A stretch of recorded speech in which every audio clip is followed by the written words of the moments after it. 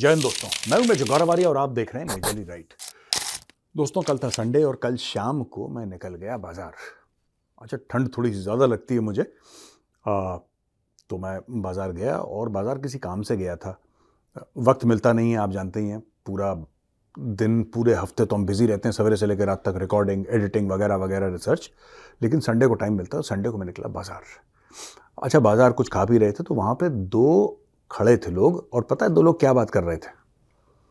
ये कह रहे थे, एक दूसरे से कह रहा, मैंने सुना, मेरे कान खड़े हुए, मैंने बोला ये लोग कैसी बातें कर रहे हैं?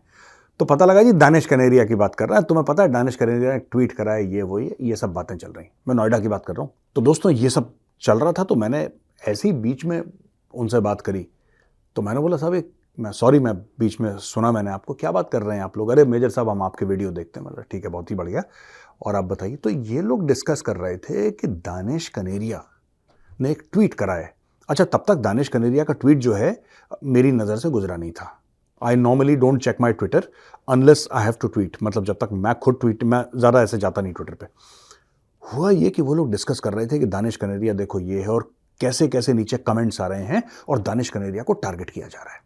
ये डिस्कशन हो रहा था और मैंने उससे पूछा कि भाई आप करते क्या हैं? तो एक तो काम करता था किसी दुकान में, ठीक है, और एक क्लर्क था या लोअर लेवल कहीं पे एम्प्लॉय था, कहीं पे किसी कंपनी के साथ या सरकार के साथ, मुझे नहीं पता, बट उसका कोई क्लरिकल जॉब था।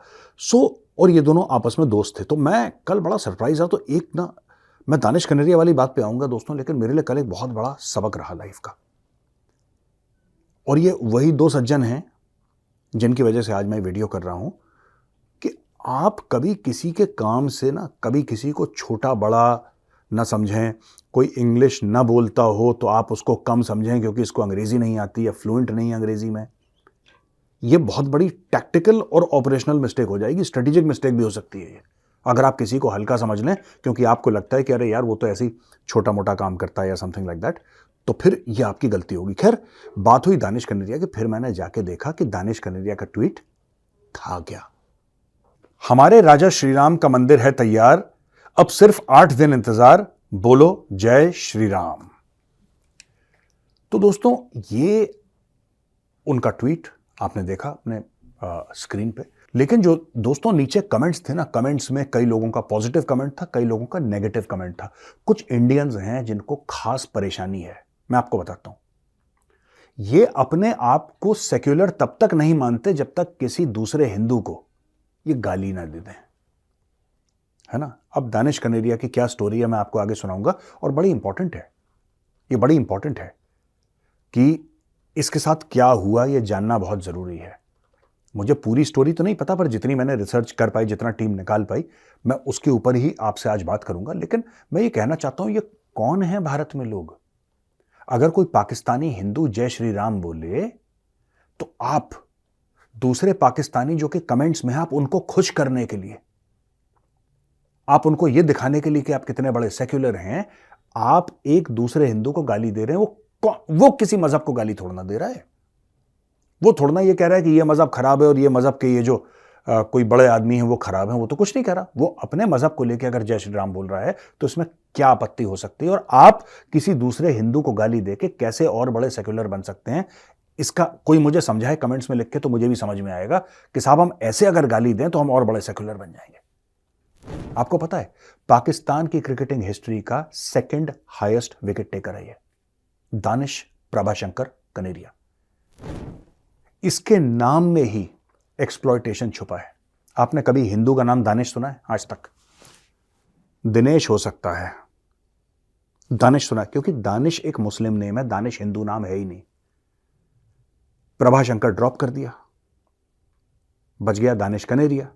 अब जब भी किसी को बोले दानिश कनेरिया, दानिश कनेरिया, तो आपको जब तक ये ना बताए अपना रिलीजन, तब आपको लगेगा कि हिंदू है ही नहीं, है तो मुस्लिम है। और यही एक डिफेंसिव शील्ड है हिंदुओं के लिए पाकिस्तान में। और ऐसे कई हिंदू हैं जो ऐसा वैसा नाम रख लेते हैं जिसमें कि कंफ्यूजन में वो निकल जाएं अपने आप को बचाने के लिए। अब दोस्तों, मैं आपको बताता हूं दानिश कनेरिया की उपलब्धियां। जरूरी है आपको जानना, वो हिंदू है और उसके लिए आवाज उठाना ये हम लोगों का फर्ज है। मैं आपको बताता हूं। इसके पहले सिर्फ एक ही हिंदू क्रिकेटर रहा है जिसका नाम अनिल दलपत है। टोटल 7 क्रिकेटर्स आज तक जिन्होंने पाकिस्तान माइनॉरिटी के हैं, उन्होंने पाकिस्तानी क्रिकेट टीम को रिप्रेजेंट करा है। टोटल 7 76 साल में, जिसमें से 5 ईसाई हैं और 2 हिंदू। हिंदू कौन सा? अनिल दलपत पहला, दूसरा दानिश प्रभाशंकर कनेरिया। दोस्तों अब मैं कुछ क्रिकेट की उपलब्धियां दानिश कनेरिया की आपको बताता हूं। इन्होंने 61 टेस्ट खेले और 261 विकेट लिए और इनकी इकोनॉमी थी 3.08। और ओडीआई ज्यादा नहीं खेल पाए, सिर्फ 18 मैच खेले जिसमें इन्होंने 15 विकेट लिए, जिसमें इकोनॉमी थी इनकी 4.8। अच्छा, पाकिस्तान जो अपने 30 मार खान बॉलर्स की बात करता है ना, हम तो बात करते हैं विकेट की। तुमने कितने विकेट लिए? कितने विकेट लिए? ये दानिश कनेरिया का रिकॉर्ड है। दानिश कनेरिया ने बहुत, ही इज द सेकंड और third most successful bowler from Pakistan in terms of total wickets taken. इसका बहुत सॉलिड रिकॉर्ड है। अब हुआ क्या कि शोएब अख्तर ने मुंह खोल दिया एक बार। शोएब अख्तर, अब भला हो शोएब अख्तर का, शोएब अख्तर ने मुंह खोल दिया और शोएब अख्तर ने बोला कि टीम के ड्रेसिंग रूम में दानिश कनेरिया के साथ भेदभाव होता था। उसने बोल दिया, शोएब अख्तर ने मुंह खोल दिया अपना। तब तक किसी ने इसके बारे में बात नहीं करी थी। दानिश कनेरिया ने खुद इसके बारे में बात नहीं करी कभी। भाई वो तो हिंदू है पाकिस्तान में, आपके साथ कभी भी कुछ भी हो सकता है। बेटी को, बीवी को, बहू को कोई भी उठा के ले जा सकता है, उसको कलमा पढ़ा के मुसलमान बना सकता है और बोल सकता है कि ठीक है आप मुस्लिम बन गई, वापस हिंदू नहीं बन सकती, कहानी खत्म हो गई। उसकी शादी फलाने से हो गई, 50 साल के आदमी से हो गई, 18 साल की लड़की की शादी, 17 साल 14 साल की लड़की की शादी जायज है, डन। आप क्या कर लेंगे पाकिस्तान में? आप कुछ नहीं कर सकते। पाकिस्तान में इतना बुरा हाल है हिंदुओं का दोस्तों कि पिछले 2-3 साल का रिकॉर्ड बता रहा हूं, हर साल 1000 लड़कियों को जबरन किडनैप करा जाता है, जबरन धर्म परिवर्तन करा जाता है और जबरन उनसे बूढ़े मुसलमानों के साथ शादी करवाई जाती है और उनके माँ बाप छाती पीट पीट के मर जाते हैं, अपना माथा सड़क पे पीट पीट के मर जाते हैं कि हमारी बेटी वापस लाओ। नहीं मिलती, और वो मुसलमान बन गई है, वो चली गई दूर तुमसे, भूल जाओ उसको, या फिर अगर तुम चाहते हो उससे मिलना तो तुम भी मुसलमान बन जाओ। ये इस पूरे माहौल में दानिश कनेरिया आता है और अपने हुनर के थ्रू पाकिस्तानी क्रिकेट टीम में, होगा कोई शोएब अख्तर जैसा कोई भला आदमी होगा जिसने बोला होगा कि हाँ लड़का ठीक है, पाकिस्तान के लिए कुछ कर सकता है, इसको मौका दो। अच्छा, शोएब अख्तर ने यहां तक बोला है दानिश कनेरिया के बारे में दोस्तों, और आज हम दानिश कनेरिया ही डिस्कस करेंगे मेजरली राइट में। यहां तक बोला कि दानिश कनेरिया को ये लोग अपने साथ खाना नहीं खाने देते थे। कहते हिंदू है, ये हिंदू है, साथ में खाना नहीं खाएगा। जब क्रिकेट टीम आई और दानिश कनेरिया मंदिर चला गया तो बड़ा हल्ला हो गया भाई कि मंदिर कैसे जा सकता है। तो दानिश कनेरिया जो था वो ऐसे लड़के आया है, सिर्फ बात टैलेंट की नहीं है। देखिए कोई पाकिस्तानी क्रिकेटर है, कोई भी पाकिस्तानी क्रिकेटर है, वो कहता है कि ठीक है किसी का माई बाप बैठा है कहीं पे, किसी का कि किसी की बॉल ठीक नहीं पड़ रही, कोई विकेट नहीं ले पा रहा, कोई रन नहीं बना पा रहा। ये तो हर एक क्रिकेट बोर्ड की कहानी है दुनिया में। पर दानिश कनेरिया का चैलेंज तो, ये तो बहुत छोटा चैलेंज था, ये तो बहुत छोटा चैलेंज था दानिश कनेरिया का। इसका सबसे बड़ा चैलेंज था कि वो पाकिस्तान में हिंदू है। और भाई पाकिस्तान में हिंदू तो आपको, तो आप जीने मरने की बात होती है वहां पे, ये क्रिकेट खेल रहा है भाई वहां पे। तो इसने और चीजें बताई। फिर दानिश कनेरिया ने अपने एक इंटरव्यू में बताया, कह रहे कि सबसे ज्यादा जो मेरे साथ बुरा करा है, सबसे ज्यादा बुरा करा है, ठीक है, वो किसने करा है? सबसे ज्यादा बुरा करा है शाहिद अफरीदी, जिसको पाकिस्तानी बड़े शौक से लाला और बूम बूम कहते हैं। उसने बताया टीवी सीरियल चल रहा था भाई, शाहिद अफरीदी के घर पे टीवी सीरियल चल रहा था, इंडियन टीवी सीरियल। तो वहां पे आरती चल रही थी टीवी पे, और ये स्टोरी शाहिद अफरीदी ने खुद सुनाई है कि वहां पे आरती चल रही थी, कोई हिंदू रस्म दिखा रहे होंगे, तो वहां पे आरती चल रही थी। इसको इतना गुस्सा आया कि शाहिद अफरीदी को अपनी बेटी पे, कि मेरी बेटी हिंदू रीति रिवाज देख रही है, कर नहीं रही वो, she is not doing anything, वो टीवी में चल रहा है, देख रही है, बच्ची छोटी बच्ची है, उसको क्या पता क्या चल रहा है, वो देख रही है। इसने गुस्से में आके पूरा टीवी पटक के तोड़ दिया। आपको यह दिखाता है कि पाकिस्तानियों के दिल में कितनी नफरत है गैर मुस्लिमों के लिए, कितनी नफरत है।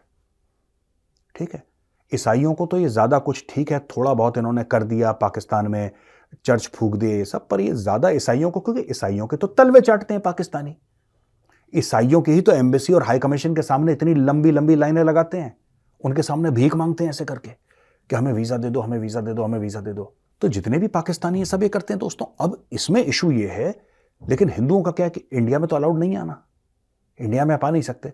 तो ये फिर इस तरीके का काम करते हैं। स्पॉट फिक्सिंग में दानिश कनेरिया का नाम आता है, स्पॉट फिक्सिंग में। लेकिन स्पॉट फिक्सिंग में तो कई लोगों का नाम आता है, कई लोगों का नाम आता है, राइट? लेकिन होता क्या है उसका फिर, ये तो बताइए। दानिश कनेरिया का करियर बर्बाद हो जाता है और बाकी जो लोग हैं they find alternate careers in Pakistan because they are Muslim. ये हिंदू बेचारा फंस गया बीच में, ये हिंदू फंस गया। आज की तारीख में इसकी क्रिकेटिंग एकेडमी चला नहीं पा रहा है, ये चला नहीं पा रहा क्योंकि फिर पाकिस्तानियों का दिमाग भी तो खराब है, पाकिस्तानियों का दिमाग खराब है। पाकिस्तानी ये कहते हैं कि भाई हम कैसे किसी हिंदू के यहां अपने बच्चे को भेज दें कोचिंग के लिए, पता नहीं क्या सिखा दे, कोई मंत्री पढ़ा दे। They are always in that frame of mind ना, क्योंकि पाकिस्तानी खुद ऐसा करते हैं कि दूसरों को कन्वर्ट करने में उन्होंने पूरी जिंदगी, इनको लगता है कि हमें, मैं पाकिस्तानियों को एक बात बता दूं, you can not become a Hindu and we don't want you to become a Hindu. आप हमारी जरा प्रॉब्लम समझिए, हम चाहते नहीं आप हिंदू बने, पाकिस्तानियों हम चाहते नहीं, क्योंकि आप इस लायक नहीं आप हिंदू बने, हम नहीं चाहते आप हिंदू बने, ठीक है? तो हमें माफ करिए, आप ये मत सोचिएगा कि कोई आपको, क्योंकि हिंदुइज्म में कन्वर्जन का ऐसा कोई ज्यादा वो है नहीं कि कोई कन्वर्ट होकर हिंदू बन जाए। You have to be born Hindu. कई लोग स्वेच्छा से करते हैं, लेकिन हमारे यहां ये नहीं है कि कोई जाकर घर घर में बोले कि तुम हिंदू बनो। पाकिस्तानियों में तुम्हारे लिए बोल रहा हूं, I am talking about Pakistanis, ठीक है जी? एनीवे, भारत में देखिए, भारत में भी एक मुस्लिम क्रिकेटर, मैं मोहम्मद अजहरुद्दीन की बात कर रहा हूं, उनके ऊपर भी फिक्सिंग का आरोप था।